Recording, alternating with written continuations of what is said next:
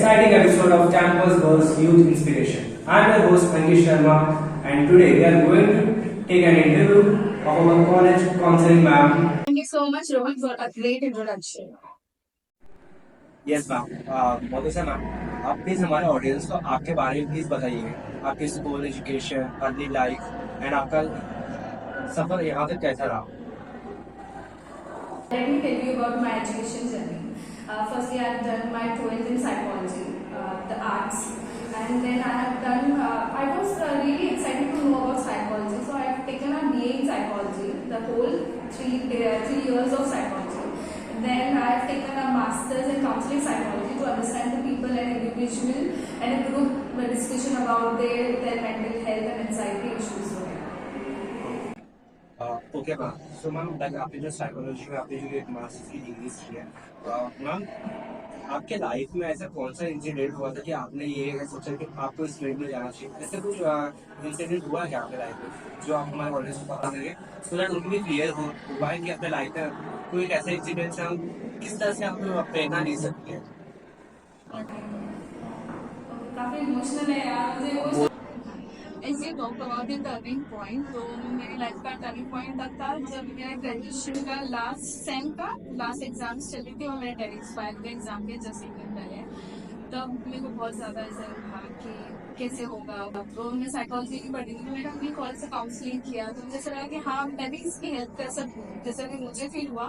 और मेरा ये टर्निंग पॉइंट बना कि आप मुझे इस फील्ड में पक्का करना ही है, मुझे भी दूसरों को हेल्प करना है कि जो ग्रीफ से निकले या तो फिर एंजाइटी इशूज से निकले। तो मेरा वो ट्रॉमा जो मेरे डैड एक्सपायर हुए वो मुझे एक्सपायर किया आगे करेंगे। मैम आपका जो काम है, आपको कौन सी चीज़ इतनी मोटिवेट करती है कि मतलब आप दूसरों के काउंसलिंग करते हो? बिकॉज एक चीज़ होती है हमारे पे, कि हम सामने वाले से दुख सुनते हैं तो कहीं ना कहीं उनका इम्पैक्ट हम पे भी होता है। भले हमारा काम है कि हम उनको प्रॉपर गाइडेंस प्रोवाइड करें, उन्हें मेंटरशिप उनको कॉन्सेप्ट करें, उनको मतलब उन्हें प्रॉपर ठीक कर दें। तो मैम आपको ऐसी कौन सी चीज़ है जो आपको मोटिवेट करती है काम करने के लिए? Okay, so very nice question कि क्या मुझे मोटिवेट करता है। तो मुझे मोटिवेट सबसे पहले मेरा डैड करते हैं। दूसरा मैं ना हमेशा चाहती हूँ कि ना सारे यूथ स्माइलिंग फेस के साथ अपनी लाइफ जर्नी स्पेंड करे और अपने टर्निंग पॉइंट को समझे ना, उसको अच्छे से ले। टर्निंग पॉइंट में अपसेट होके ना फिर पीछे नहीं रह जाए। तो मुझे वही मोटिवेट करता है कि मैं उनको समझा के टर्निंग पॉइंट एक्सपीरियंस करना ही रहता है कभी भी हमारी लाइफ में। और एक मोटिवेशन तो चाहिए कि हमें आगे बढ़ना है, हमें हमारी लाइफ सेट करनी है, चाहे वो लड़की हो या लड़का, दोनों को अपनी लाइफ सेट करनी है। तो मैं बस ये मोटिव से चलती है कि सारे स्टूडेंट्स अपना अच्छे से सेट करना है, ये मोटिव है। तो डेफिनेटली मेरे को wonderful you are said. Ma'am मेरा नेक्स्ट क्वेश्चन लाइक ऐसा है कि आपके जो करंट लाइफ के जो चैलेंजेस हैं एंड आपके जो पास्ट लाइफ, जैसे आप ग्रेजुएट होते आप कॉलेज से बाहर निकले थे, तब के चैलेंजेस में और आज के चैलेंजेस में क्या कंपैरिजन है? तो प्लीज आप हमारे ऑडियंस को इस चीज़ के बारे में बताइए कि हमारे कुछ ऑडियंस में ऐसे भी स्टूडेंट्स होते हैं जिनको ये चीज़ हमेशा प्रॉब्लम लगती है, इनको ओवर थिंकिंग करते हैं कि आगे मेरा क्या होगा। प्रेजेंट के प्रॉब्लम्स तो है बट वो आगे की प्रॉब्लम सोच के रखते हैं। तो आप अगर आप अपने इन प्रॉब्लम्स के बीच में अगर कुछ कंपैरिजन करके हमारे ऑडियंस को गाइड कर सके तो उनके लिए बेटर हो जाएगा मैम। तो प्लीज आप हमारे ऑडियंस को इसके बारे में एक्सप्लेन कीजिए। थॉट्स क्लियर है, इस बारे में डिसीजन होगा, तो I feel over thinking is good somehow. आपको मैम ये आपने जैसा बोला ना, फर्स्ट जॉब में सो मैंने स्टार्ट में ना जॉब के लिए बहुत ऐसे एक्सपीरियंस किया कि जॉब्स नहीं मिलती हैं, कहीं कभी वैकेंसीज नहीं है, जहाँ हमें चाहिए वहाँ पे बिल्कुल ही नहीं है। तो आई फील अगर हम लोग ग्रेजुएशन में लास्ट ईयर या उससे पहले वाले ईयर से हम लोग ना ढूंढना स्टार्ट करें या हमारे स्किल्स डेवलप करें, उसके लिए हमने जिसमें जाना, जैसे मैंने साइकोलॉजी को मैंने उसके रिलेटेड पढ़ा, उसके बाद में रिसर्च किया, तो मुझे जॉब जब भी मिली इसलिए मैंने ट्राई किया। फिर भी मुझे 1 ईयर पूरा स्ट्रगल करना पड़ा, उसके बाद जाके जॉब मिला। तो ये एक मैंने फेस किया प्रॉब्लम। और दूसरा कि मैंने फेस नहीं किया है बट मैंने अपने फ्रेंड्स लोग में देखा है कि वो लोग ना जल्दी से पढ़ाई के लिए मोटिवेट नहीं होते। वो लोग बहुत ये चैलेंज फील कर रहे हैं, लाइक ग्रेजुएशन करके क्या ही करने का, उसके बाद जॉब तो नहीं कर रहे। तो आई फील कि ये एक चैलेंज बहुत यूथ में चलता रहता है कि ग्रेजुएशन के बाद तो शादी हो जाएगी या तो फिर कहीं भी बीपीओ में जॉब लग जाएगा। तो आई थिंक उन्हें पहले ही क्लियर रहना चाहिए कि हमें क्या करना है या कौन सा स्किल डेवलप करना है। Ma'am it's really wonderful you have explained about your challenges। Even हमारे जो ऑडियंस है शायद उनमें से बहुत लोग इस चीज़ को रिलेटेबल जरूर करेंगे। जो आपने भी बताया, एंड जो हमारे अंडर ग्रेजुएट स्टूडेंट्स है, शायद उनको भी इस क्लियर हो जाएगी कि मतलब आफ्टर ग्रेजुएशन कोई भी टाइम वेस्ट करना जरूरी नहीं होता है। जितना हो सके फटाफट अपने करियर में वर्क शुरू कर दो या फिर कहीं जॉब ले लो, नहीं तो फिर आपको बहुत कौन सी तो स्किल करना पड़ सकता है, फेस करना पड़ सकता है। मैम एक जनरल क्वेश्चन है, आई थिंक ये हमारे जनरेशन में जो जेन जी होती है वो बहुत फेस करती है। मैम पहला क्वेश्चन तो यही है कि जो हमारी जो करंट जनरेशन है वो बहुत जल्दी हार मान लेती है कोई भी चीज़ पे। दे आर वेरी एम्बिशियस, बहुत एंथुसियास्ट होते हैं, बट ऐसा भी है कि वो बहुत जल्दी हार मान लेते हैं। मतलब उन्होंने एक्सपेक्ट किया है, दे आर वर्किंग फॉर मैंने मैंने मेनी इयर्स, बट वो चीज़ मतलब वो नहीं होगी तो वो हार मान लेते हैं, फिर वो लोग वापस ट्राई करते हैं। एक क्वालिटी होती है कि नेवर गिव अप, बट ऐसा बहुत जगह देखा गया, इवन हम सब में भी ये चीज़ कहीं ना कहीं हमने फेस की है कि हम गिव अप कर देते हैं उस चीज़ को। तो मैम आप इस चीज़ को कैसे मतलब आप हमारे ऑडियंस को एक्सप्लेन करोगे और किस कैसे मोटिवेट करेंगे कि वो इस चीज़ से आगे निकले हैं।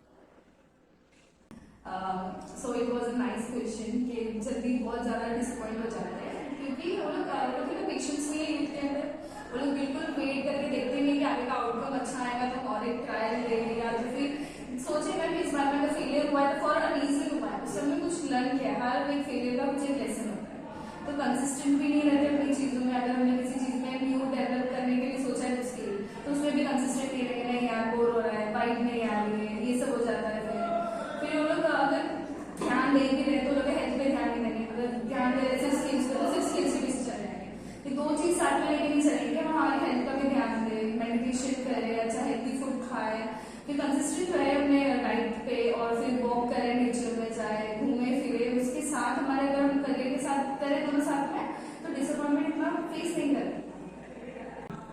That was very beautiful explanation really. हमारी जो ऑडियंस रही उन्हें बिल्कुल इस बात की जो आपने जो बातें बताई है डेफिनेटली उस चीज़ को रियलाइज करेंगे। बिकॉज कई बार ऐसा होता है कि हमें पता ही नहीं कि प्रॉब्लम है क्या। सब लोग अपने में लगे रहते हैं कि उनको पता नहीं रहता कि प्रॉब्लम हो क्या रही है, सब कुछ अच्छा चल रहा है, टाइम पे सब कुछ हो रहा है, बट उनको ये नहीं समझता कि आखिर प्रॉब्लम है क्या। आपने जो ये चीज़ें एक्सप्लेन की ना डेफिनेटली बहुत लोग को रियलाइज हो रहा है कि वो गलत क्या कर रहे हैं। मैम मेरा नेक्स्ट क्वेश्चन आपसे ये है कि हमारी जनरेशन में बहुत लोग मतलब हर किसी को मोस्टली देखा था कि एंजाइटी का प्रॉब्लम होता है। They think too much, okay, वो अपने थॉट प्रोसेस को कंट्रोल नहीं कर पाते। वो उनके थॉट्स मतलब एक ही दिशा में चलते हैं बट उसका कोई एंड नहीं होता। एंजाइटी इज लाइक समथिंग हर कोई फेस कर रहा है। मैं भी इस चीज़ को बहुत फेस करता हूँ कि यार नहीं होगा नहीं होगा नहीं होगा नहीं होगा नहीं होगा, फिर भी मेरा लगा पड़ा, मैं एक्सेप्ट नहीं कर रहा उस फैक्ट को कि हाँ अगर नहीं होगा तो it's okay, I will accept, but मुझे एक्सेप्ट भी नहीं करना है। मुझे ओवर थिंकिंग भी करना, मुझे एंजाइटी होती है तो मुझे एंजाइटी को रोकना भी नहीं है। तो मैम आप हमारे ऑडियंस को ऐसी चीज़ें बताइए कि पहले तो एंजाइटी को किस तरह से वो हैंडल करें, दूसरा कि अपने जो थॉट प्रोसेस होता है उसे किस तरह से मैनेज करें कि मतलब उनका जो थॉट प्रोसेस है एक पॉजिटिव डायरेक्शन में चले जाए। तो प्लीज़ आप हमारे ऑडियंस को प्लीज इन दो चीज़ों के ऊपर रेमेडी दीजिए। तो बेसिकली एंजाइटी का किसी काफी लोगों को ना मतलब नहीं मालूम रहता और ऐसा रहता है कि ना उन लोगों को सिर्फ ऐसा लगता है कि एंजाइटी एक चीज है जो हमें है, मालूम नहीं कि वो एंजाइटी क्या होती है। एक्चुअल में डर है या फिर किसी चीज का एकदम फियर ऑफ लूजिंग समवन है या क्या है वो बिल्कुल क्लियर नहीं रहता। तो एंजाइटी का असल में डर ही है, जिससे हमें एक बड़ा सा वर्ड मिल गया है कि एक को एंजाइटी है, एंजाइटी अटैक आ रहा है, पैनिक अटैक्स आ रहे हैं। तो एंजाइटी इसलिए आती है कि अगर हम कोई चीज को फेस करने से पहले बहुत सोच रहे हैं। अगर मेरा कुछ इंटरव्यू है तो फिर मैं पहले सोच रही हूँ कि मैं कैसे करूँ, इससे अच्छा मैं प्रिपेयर कर लूँ उस टाइम पे। एंजाइटी होने के टेंशन लेने से अच्छा मैं प्रिपेयर कर लूँ। और फिर हम यूथ में ना ये बहुत ज़्यादा प्रॉब्लम है कि वो लोग ना एक्सेप्ट नहीं करते हैं, कंसिस्टेंट नहीं रहते हैं और फिर वो लोग को फेस करने से पहले इतना सोच लेते हैं, अपने अंदर ही सारे इमेजिनरी बना लेते हैं कि हाँ मैं ये जवाब दूंगी तो वो ये सवाल करेंगे और फिर उधर जाकर मालूम पड़ता है कि वो सवाल ही नहीं हुआ। तो लोग और तभी एंजाइटी फील होते हैं, ऐसा रहता है कि यार शिफ्ट मेरे को ऐसे कहीं जाना है, मैं आंसर नहीं कर पाऊंगा, मेरे से नहीं हो पाएगा। वो लोग वो फेस नहीं कर पाते हैं क्योंकि वो लोग पहले ही कंसिस्टेंट नहीं थे अपनी चीज़ों में कि अगर मेरा इंटरव्यू किसी चीज़ में है तो मैं उस बारे में पढ़ूँ, उस बारे में डिटेल निकालूँ, मैं कंसिस्टेंट रिपीटली उस बारे में रिवाइज करूँ और रिसर्च करूँ। अगर मैं उस बारे में कंसिस्टेंट थी तो इंटरव्यू में मुझे अगर कुछ भी क्वेश्चन कर रहे हैं तो मुझे उसका कहीं ना कहीं आंसर आएगा। और अगर नहीं भी आ रहा है तो हमें उसे भी फेस करना आना चाहिए। अगर मुझे किसी आंसर नहीं आ रहा है तो मैं बोल सकती हूँ sorry I don't know about this, can you just tell me about this और I will research about it. Accept कर लिया ना हमने कि हाँ मुझे नहीं मालूम था, एक्सेप्ट कर लिया तो डर कम हो जाता है।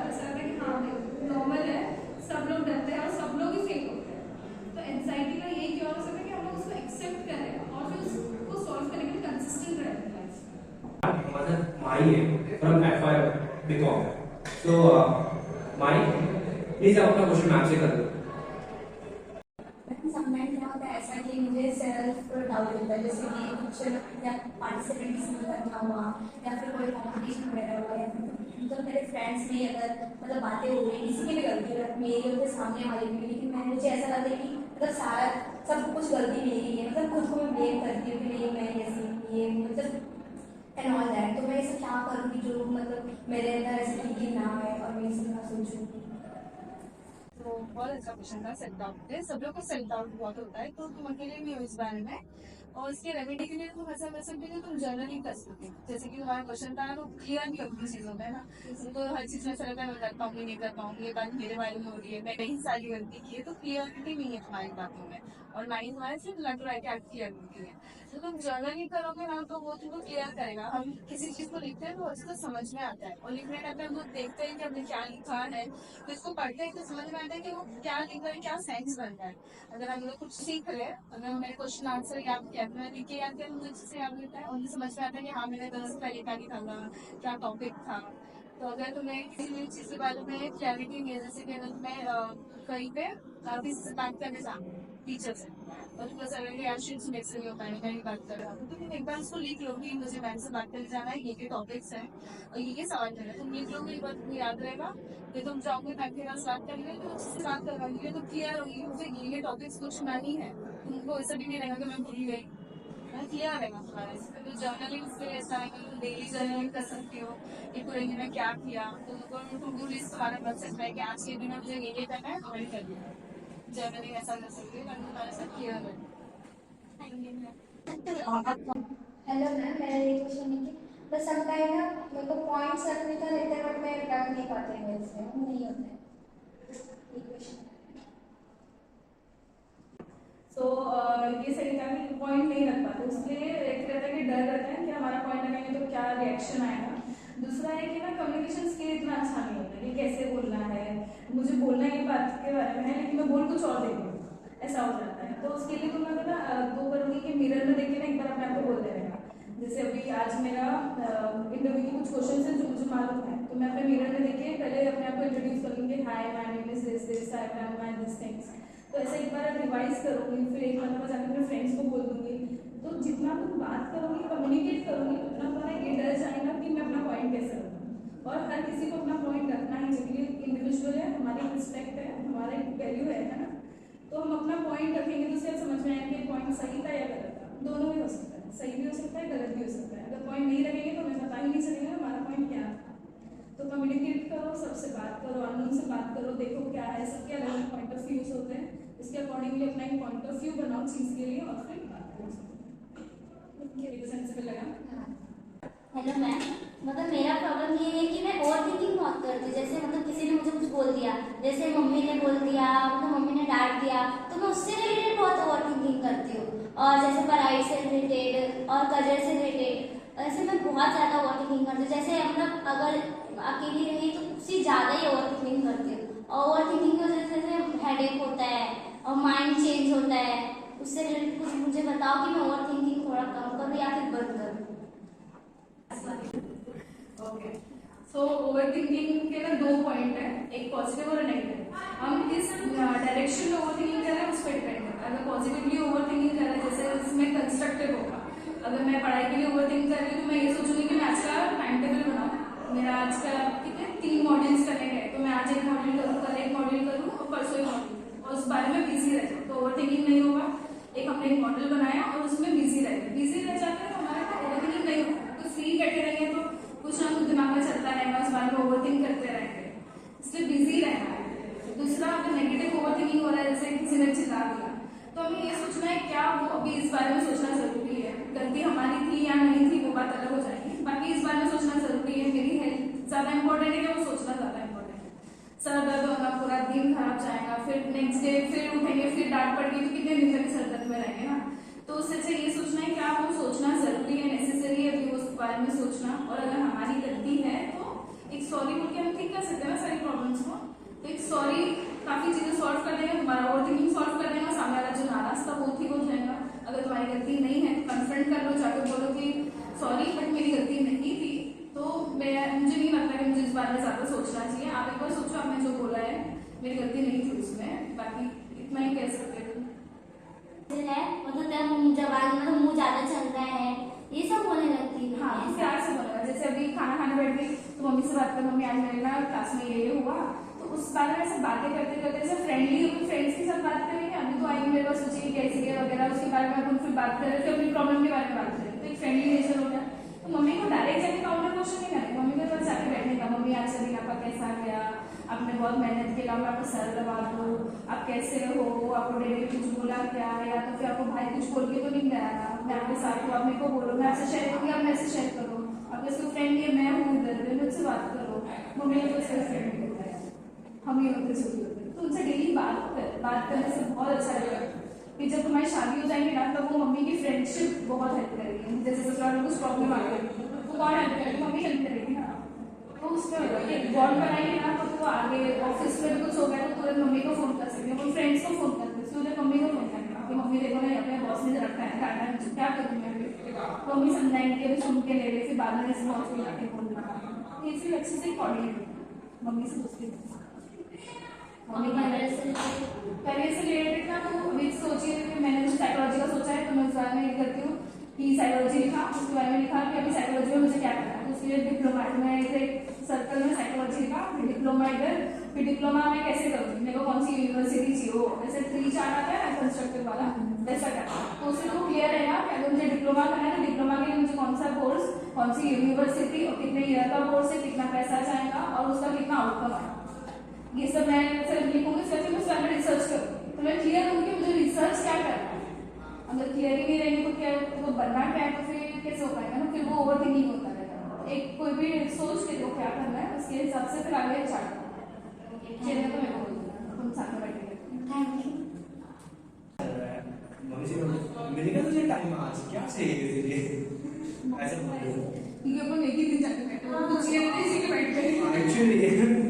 एंड आप जैसा बोलो ना, बातें शेयर करना चाहिए ना, तो समझ जैसे ना मैं अपने पेरेंट्स के साथ ना बातें बिल्कुल शेयर नहीं करता वो, क्योंकि मैं ऐसा सोचता हूँ ना कि उनको समझेगा ही, क्योंकि मेरी मम्मी का एक ही अभी मुझे लाइक समटाइम्स मुझे ना मतलब ना ऐसा नेगेटिव फील होता है ना, तो मैं जाकर मम्मी को बताता हूँ, तो पहली बार में तो मम्मी हाँ समझाएगी, बातें करेगी तो ठीक हो जाता है, बट बार बार जब होता है ना तो मम्मी बोलती कि अरे नहीं होता कुछ, ये नहीं होता, फिर वो ध्यान नहीं देती, तो उस चीज़ की वजह से ना मतलब नहीं बताता ही नहीं।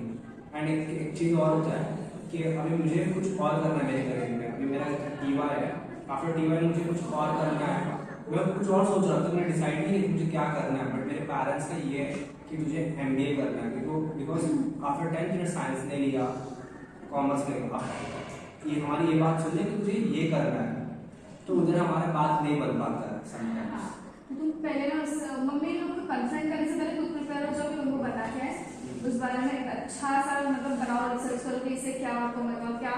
डैडी लोग पहले ये देखेंगे कि तुम आगे जाके किधर जॉब लगेगी, कितनी सैलरी लगेगी, मम्मी लोग देखेंगे कि तुम कितना कंसिस्टेंट रहता है उन चीज पे, लाइक तुम्हारी मेंटल हेल्थ कैसी रहेगी, खा पी के सही से चलेगा क्या, वो इस बारे में अगर तुम बना के जाओगे ना कि डैडी ये देखो मुझे MBA नहीं करना है, मुझे इंजीनियरिंग करना है, या तो जो भी करना है उसके बारे में मैंने ये प्लान किया, मैंने बहुत मेहनत किया, तो आप एक बार ध्यान दे दो, फिर बाकी आप जो बोलोगे उस बारे में सुनूंगा, मैं इधर ही बैठा हूँ, तो हम लोग बात करके देखते करते ये जमता है तो करेंगे, मतलब फिर आगे देखते क्या करना है, ये बात कर सकते हैं। और मम्मी लोग तो हम ज्यादा जाके बोलते हैं, मम्मी डर लगा तो बोलते हैं अभी कुछ नहीं होता, भूत कुछ नहीं होता है, ऐसे ही डाल जाते हैं, तो मम्मी लोग से थोड़ी बहुत बात करनी पड़ेगी बस।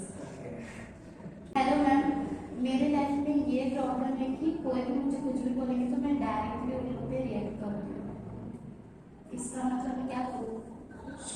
तुम ये कर सकते हो कि जैसे इसके लिए मैं ओवर थिंकिंग का बताया, 2 चीजें होती है ओवर थिंकिंग में, पॉजिटिव एंड नेगेटिव, तो तुम तुरंत रिएक्ट कर देते हो, तो उससे पहले सोचो ना, अगर किसी ने कुछ बोला है तो उसका कुछ पॉइंट ऑफ व्यू होगा, कुछ सोच समझ के बोला होगा, चाहे वो सही हो या गलत, हर किसी का एक पॉइंट ऑफ व्यू है, उसमें तुम्हें एक्सप्रेस किया, उसके बाद तुम्हारा एक पॉइंट ऑफ व्यू बना, और उस बारे में सोचो कि वो जो तुम्हारा पॉइंट ऑफ व्यू है वो क्या है, उस बारे में पॉजिटिव या नेगेटिव है, उसके अकॉर्डिंगली रिएक्ट करो, फिर डायरेक्ट आंसर करोगे बिना सोचे समझे के, या फिर सोचोगे अरे शिट मैंने गलत बोल दिया, मुझे रिग्रेट हो रहा है, मुझे इसको ऐसा नहीं बोलना चाहिए था, या तो मुझे ऐसा बोलना ही चाहिए था, बट अच्छे शब्दों में हम बोल सकते हैं ना, हर चीज में गुस्सा सोल्यूशन नहीं होता, प्यार से भी काफी चीजें हैंडल कर सकते हैं, जैसे महात्मा गांधी ने सब कुछ प्यार से हैंडल किया, वैसे हम लोग भी प्यार से हैंडल कर सकते हैं सब कुछ। अगर किसी ने चिल्लाया है तुम्हें तो उससे प्यार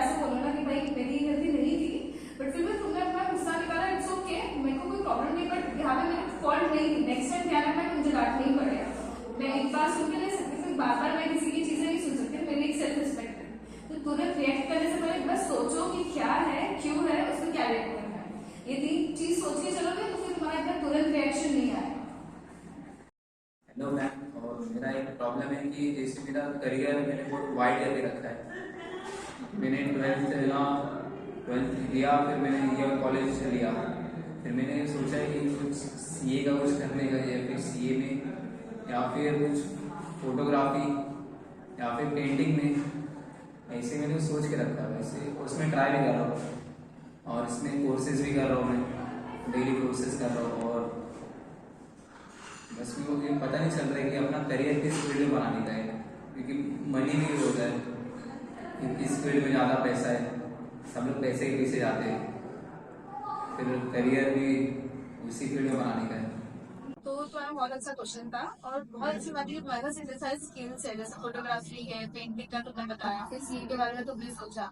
तो ये बहुत अच्छी बात है कि तुमने अपनी लाइफ के बारे में इतना सोचा और फिर ये भी सोचा कि 12th के बाद तुमको क्या करना चाहिए। तुम मतलब 12th से अलर्ट थे कि तुमको लाइफ में कुछ अच्छा करना है और सब चीजें तुम अलर्ट थे कि तुमको करना है।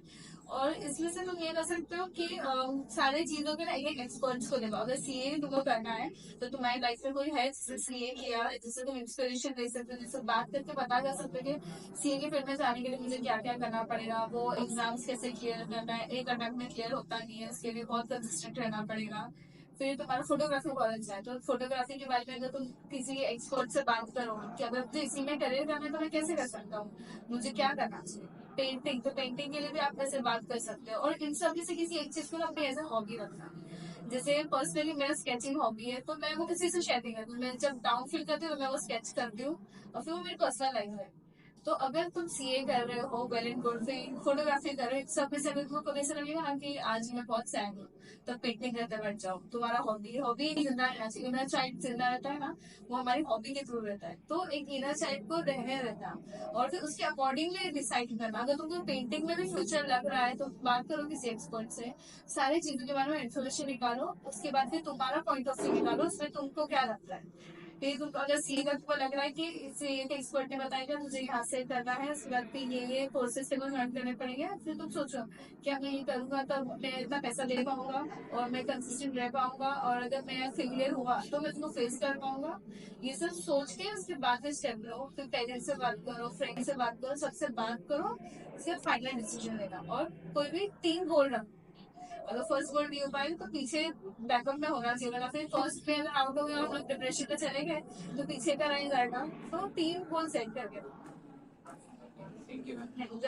आई होप कि हमारे जो स्टूडेंट्स हैं उनको उनके क्वेश्चंस के आंसर्स मिल गए रहेंगे। आई रियली होप तुम सब क्लियर हो गए अपने concept. Yes ma'am. So ma'am basically मुझे एक आपसे एक केस स्टडी जाननी थी। लाइक आप जब से आप कॉलेज में आपने ज्वाइनिंग किया है, आपके पास बहुत सारे स्टूडेंट्स ने आके अपने अपने स्टोरीज बताई, आपने बहुत सारे स्टूडेंट्स को काउंसलिंग किया है। तो अगर आप उनमें से कुछ एक्सपीरियंस शेयर कर सकें हमारे ऑडियंस के साथ, सो दैट उनको ये चीज़ रिलेटेबल लगे एंड उनको भी एक नई दिशा मिल जाए। जनरल स्टोरी बताती हूँ। ऐसा कि एक स्टूडेंट के बारे में लेकिन यूजुअली सारे स्टूडेंट यही फेस करते हैं, ऐसा करके ठीक है। कैसे स्टार्ट करना है? मुझे आता मैं तो बोल रहा हूँ बोले कि बेसिकली लाइक मैं मोस्टली हर स्टूडेंट प्रॉब्लम फेस की है, बस देखिए कि वो फेस कर रहे हैं। अच्छा है। तो मैंने यूजुअली आगे ये देखा है कि ना सब लोग को बहुत ज्यादा फैमिली इश्यूज फेस करते हैं। कोई अपना फाइनेंशियल इशू को लेके फैमिली इशू हो जाता है, तो ये ज्यादातर सब लोग फेस करते हैं कि पेरेंट्स से कैसे बात करना है, किसी चीज के बारे में बात करना है तो वो डरते हैं कि क्या रिएक्ट कर। बोलने से पहले ही सोच रहे थे कि रिएक्शन क्या होगा, डांटेंगे मारेंगे। फर्स्टली मारेंगे डांटेंगे, उसके बाद समझेंगे, वो मामा पैर मारते तो वो समझेंगे ही। दूसरा, अगर फाइनेंशियली पेरेंट्स इशू फेस कर रहे हैं, उनके पास क्राइसिस चल रहे हैं, उसके बाद भी हम उनको नेगेटिव दे रहे कि आप मुझे पैसा नहीं दे रहे हो, आप ये नहीं कर रहे, आप लोग मेरी बात नहीं सुन रहे, आपके अंदर वर्क प्रेशर डाल रहे हो, तब हमें उन्हें समझ भी लेना चाहिए कि हमारे पेरेंट्स है वो भी कुछ फेस कर रहे हैं, उनकी भी प्रॉब्लम्स है, हमारी प्रॉब्लम्स तो नहीं होती है ना। तब हमें समझ के उनका सपोर्ट सिस्टम बढ़ के चलना है। हम बच्चे हैं, उनको उनका सपोर्ट सिस्टम करना है। वो बड़े होते जा रहे हैं, उनकी एज बढ़ रही है, उनके ऊपर थिंकिंग सबसे ज्यादा बड़े होते हैं, उनकी प्रॉब्लम सबसे बड़ी प्रॉब्लम्स है। तो अगर जितना हम उनको समझ के चलेंगे और उनसे बात करेंगे, कम्युनिकेशन सबसे ज्यादा अच्छे से रखना है, पेरेंट्स से सबसे ज्यादा। वो 50s में जाते हैं, 50s के बाद उनका 51, 60, तो उस टाइम पर सब लोनली हो जाते हैं। अगर हम अभी अपने माँ बाप से दोस्ती नहीं करेंगे ना, तो आगे जाके वो अकेला फील करेंगे, फिर तो ऐसा करेंगे हम लोग और फ्रेंड्स भेज दो, हम लोग कहीं और रहना, हम लोग को इधर नहीं रहना, तो लोग टाइम नहीं देते बच्चे लोग। तो वो सब वो फील करने से पहले ही हम उनकी दोस्त बन जाए, उसके बाद तो हमसे बात करेंगे कि मम्मी आप कैसे हो, बोलेंगे आपका काम कैसा रहा, काम के बारे में नहीं पूछना, नहीं सिर्फ मैं मुझे नहीं, आपका दिन कैसा गया, आपको मैं पानी ला के दूँ, हम साथ में बैठ के खाना खाते हैं, हम साथ में बैठ के कुछ देखते हैं, फिर साथ में कॉफी डेली साथ बाहर जाओ। तो वो एक करेंगे हम लोग सब, तो बहुत अच्छा रहेगा, पेरेंट्स को सपोर्ट रहेगा, एक हमारी भी लाइफ में रहेगा कि हम कॉलेज की बात भी कुछ एंजॉय करें, एक्सपीरियंस करें, वर्क लाइफ के बाद भी हम एक पेरेंट्स के साथ लाइक वर्क लाइफ एंजॉय करें, वो एक हमारी लाइफ अलग से चलता रहेगा personally. Thank you so much ma'am. आज का जो सेशन था आई थिंक रिलेटेबल बहुत था, खुद से भी यहाँ पे जो स्टूडेंट्स हैं उनको भी, एंड जो हमारे ऑडियंस अपने नजर जब ये सेशन को, इस पॉडकास्ट को देखेंगे, तो डेफिनेटली वो भी इस चीज से रिलेटेबल जरूर करेंगे। जो जो आपने आज पॉइंट्स बताए, जो सोल्यूशन बताए, आई थिंक मोस्ट ऑफ चीजें हम बहुत बहुत क्लियर हो चुकी होगी कि उनको अभी क्या करना चाहिए। अभी उनका जो नेक्स्ट स्टेप होने वाला है, जो अब इस वीडियो को देखने के बाद जो करने वाले हैं, वो डेफिनेटली जो आपने रेमेडीज बताई, जो सोल्यूशन आपने हमारे ऑडियंस को, हमारे स्टूडेंट्स को बताया, डेफिनेटली वो लोग उस चीज के ऊपर फोकस रखने वाले हैं। So thank you so much ma'am, आपने अपना वैल्यूबल टाइम दिया हमें।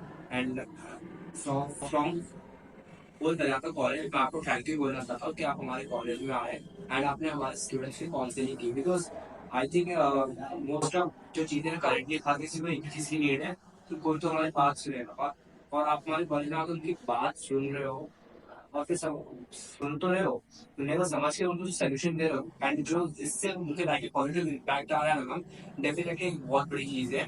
इसके लिए मैं आपको थैंक यू बोलना चाहता हूँ। Thank you Rohan for calling me here, और मैं बहुत ग्रेटफुल हूँ कि मैं कैंपस चर्चा में ज्वाइन करी, और कुछ तो भी मैंने पार्टिसिपेट किया, मुझे बहुत अच्छा लगा, बहुत अच्छा लगा कि तुम सब लोग बात करके अपनी प्रॉब्लम्स शेयर कर पा रहे हो, और फिर अपने प्रॉब्लम्स को समझ पा रहे हो और उसको एक्सेप्ट कर पा रहे हो, और आई होप रियली तुम लोग कंसिस्टेंट रहोगे आगे भी।